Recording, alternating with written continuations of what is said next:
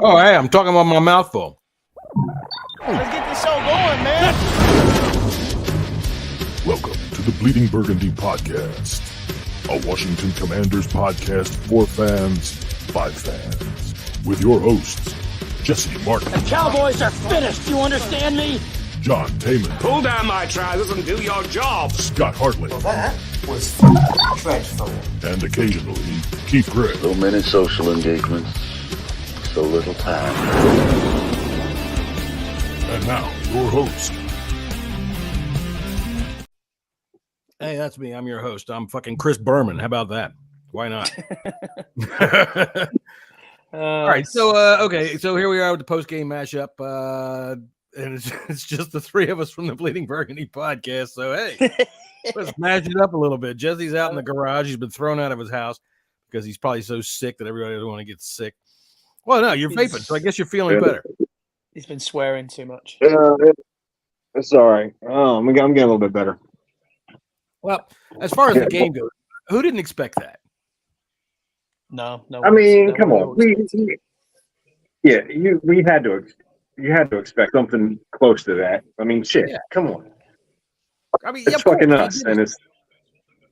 But there's still things about it that make you fucking aggravated. Like, how is it on the third play of the fucking game you get Quan Martin single coverage, man on man with fucking Tyreek Hill? How does this happen? This is where I wonder when I say coaching.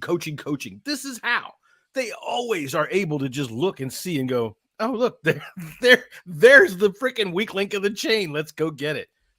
And I mean, it's not like they get him isolated on some number 3 wide receiver, number 4 wide receiver that has a big play. You got Quan Martin, number 1 on Tyreek Hill 1-on-1. How does that happen? Third play of the game. Tyreek Hill's just a cheat code, John. But at the same time, it's just we did expect this. You're right. We expected this to happen. It was one of them games where we knew. I mean, mine wasn't far from prediction. To be fair, I think I was close. Yeah, we were both. I mean, I went 41-17. I think the same as you. So it's depressing. And the sooner this season can finish, the better. Because I've had enough of this now. But it was that bad. I didn't really watch the game. I'll be honest with you. I was just in and out of it, watching bits and seeing what else was going on because it was expected we were going to lose this bad. What's more depressing was the amount of Miami fans that were in FedEx today. I've gotten over that years ago, man. That's every time, especially in December. That's just the way it is. And I mean, if you really want somebody to blame, we do. Keith comes on this show. You can blame him. He sold his tickets today. No, I mean, fair enough. But why would you not sell your tickets? I suppose because they're not showing you anything, are they? No, hey, that's why I say, man, and it's a lot of times with these things when we say, okay, well, we see how many fans are in the stands. It's not as much secondary market as we think. These fans that are DC's a transitional area, so there's a lot of fans from a lot of places here, so they buy those tickets early. What's up, Scouse? We are complaining and bitching about the overall situation of the game. Welcome to you. All right, so overall first thoughts, Jesse, go ahead.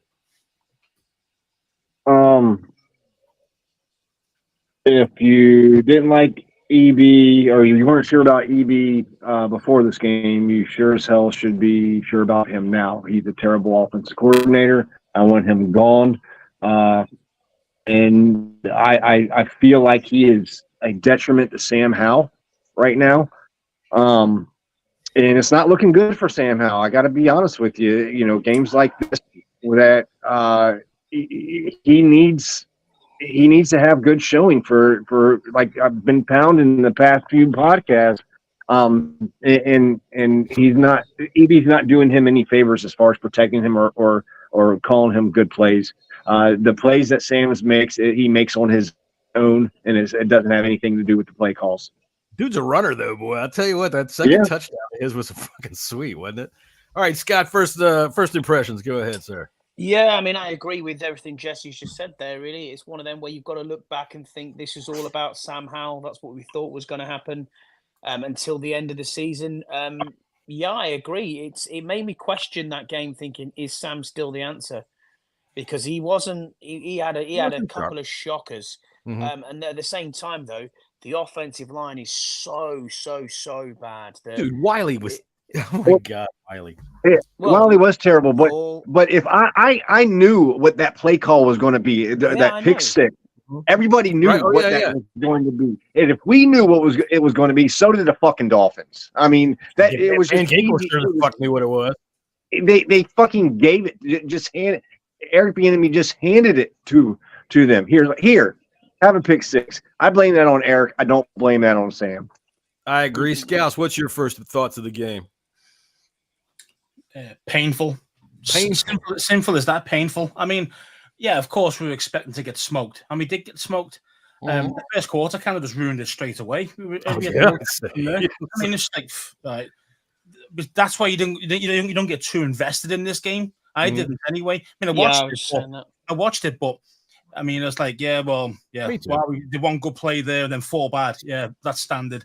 But I wasn't getting high or I wasn't getting angry or anything because it was just like I expected this. Yeah. And as you've mentioned before, how poor game. Bieniemy, even worse play caller. Ron, ridiculous. Leaving nice to see him patting Kaliki Hudson on the shoulder. Like, what's that about? That's play calling and scheme. That's what that is. So it is. McDaniel knew what to do. He kept poking on our weakest points. That's exactly what he had to do, and that was the end. Well, the problem there is we have 11 weak points on the defense, and anything he wanted to do worked. Everything he wanted to do worked. Listen, again, the fourth, so just ran the ball for 10 plays.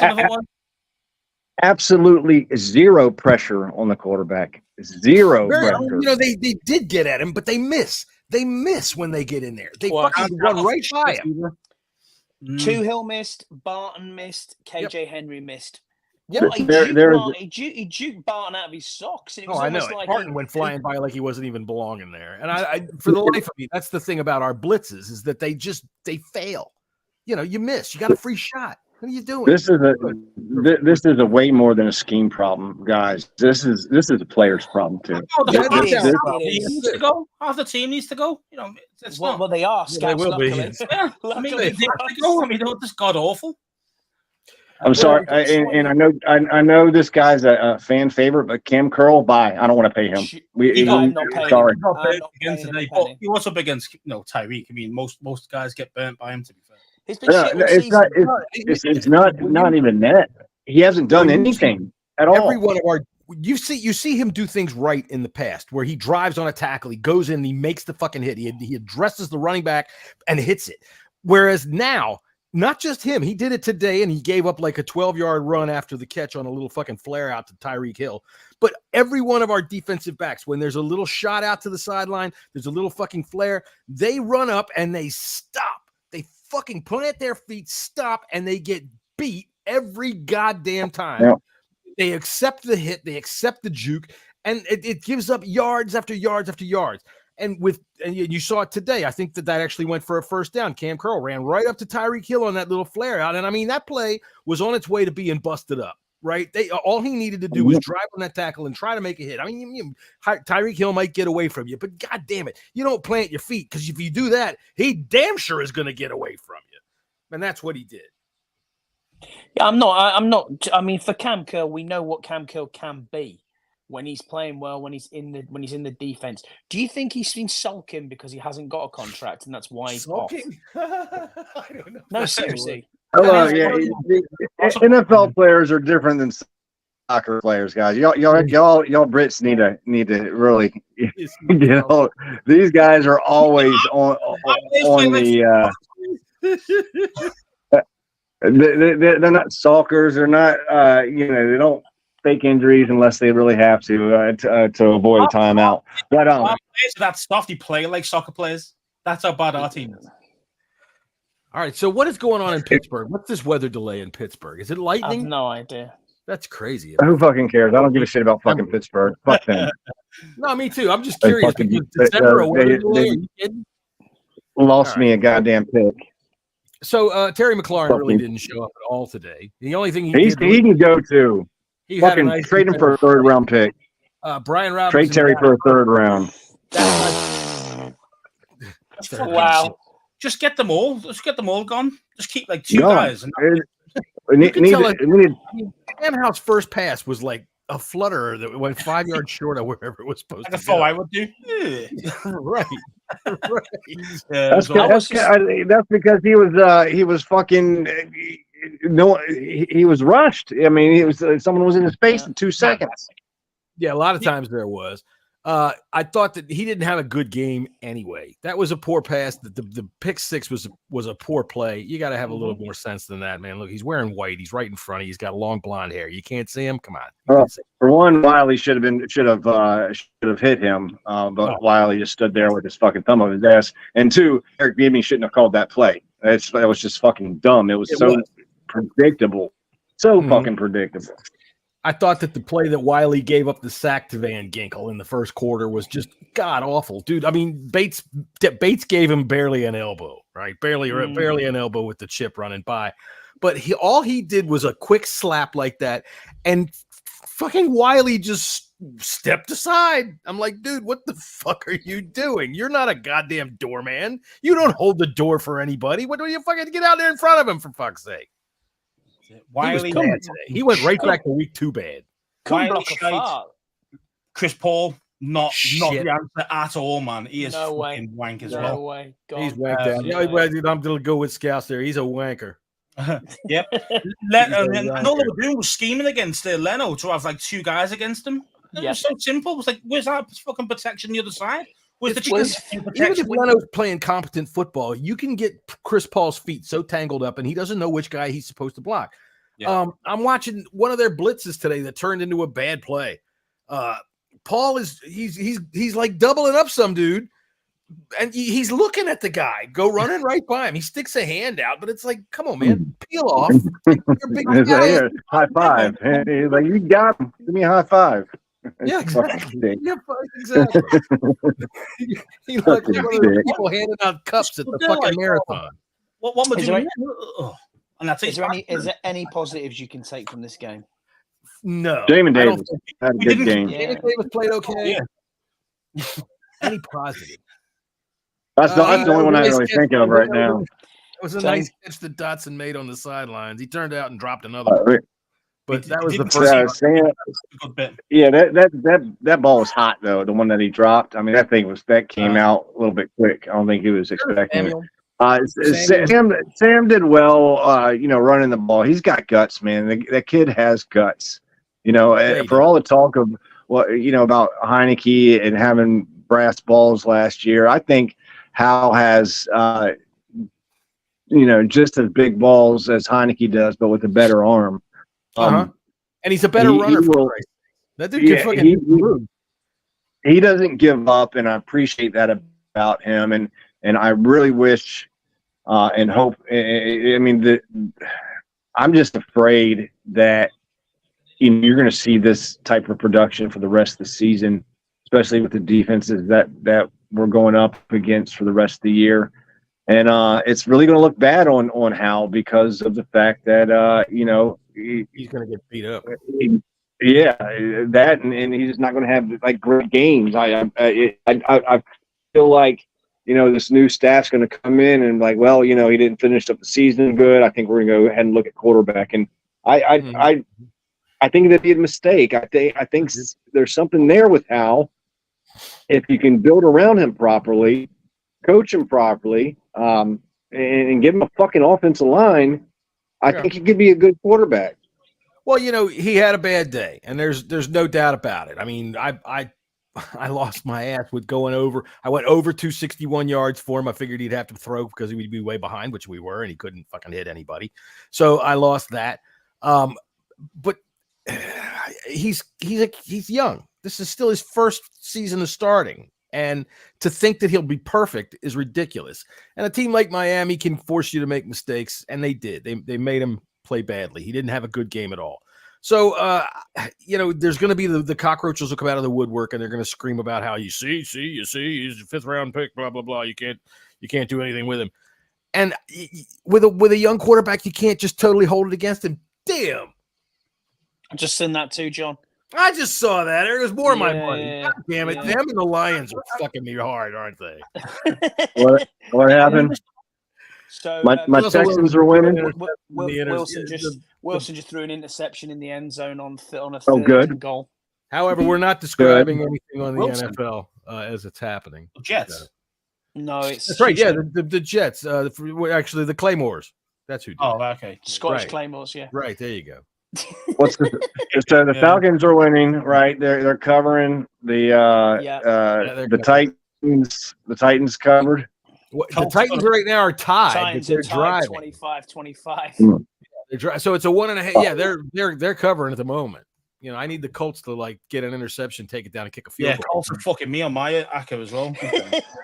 Well, I've heard about that, Scouse. You know, you and your horses. I don't know what you do with them.